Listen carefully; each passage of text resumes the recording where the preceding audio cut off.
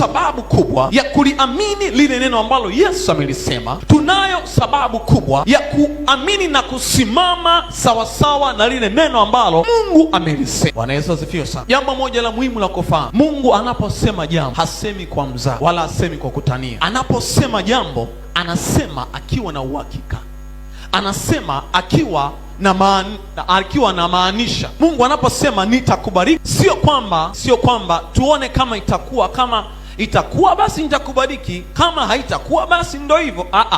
Mungu akisema nitakubariki maana yake ndo tayari, na Mungu akisema nimekubariki maana yake tayari imekuwa. Mungu anamwambia Ibrahimu, nitakuza jina lako na uzao wako utakuwa kama mchanga wa bahari na kama nyota za angani. Lakini wakati Mungu anamwambia Ibrahimu, yupo katika hali ya ukame, kwa maana ya kwamba hana matumaini ya kwamba nitapata mtoto. Mungu, sina matumaini, nipo katika hali ya ukame, katika jangwa ambalo halina uhai, halafu unaniambia Mungu nitapata mtoto? Au tunatiana moyo tu Mungu, au tunatiana moyo?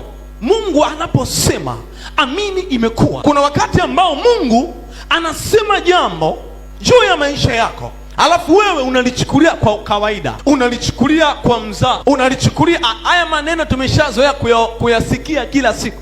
Hapo ndipo watu wanapopishana na baraka zao, wanapopishana na miujiza yao, wanapopishana na yale mambo ambayo Mungu amewakusudia kwenye maisha yao. Wakati Mungu anamwambia Ibrahimu kwamba uzao wako utakuwa kama mchanga wa bahari, Mungu mpaka akamwambia toka nje, huko ndani, toka nje. Akamwambia umeona nyota hizo angani? Hebu zihesabu. Akahesabu, nadhani akafikia kwenye upeo wa akili yake ukafika mwisho. Akasema ni nyingi sana, siwezi Bwana kuzihesabu. Akasema ndivyo uzao wako utakavyokuwa. Lakini Mungu anasema bado yupo Ibrahimu kwenye hali ya ukame, manake hana matumaini ya kupata mtoto. Tunajuaje kwamba Ibrahimu alikuwa hana matumaini ya kupata mtoto? Japokuwa Mungu alimwaminisha kwamba uzao wake utakuwa kama mchanga wa bahari. Tunamwona Ibrahimu anaambiwa na mke wake, muingilie kijakazi uweze kupata uzao.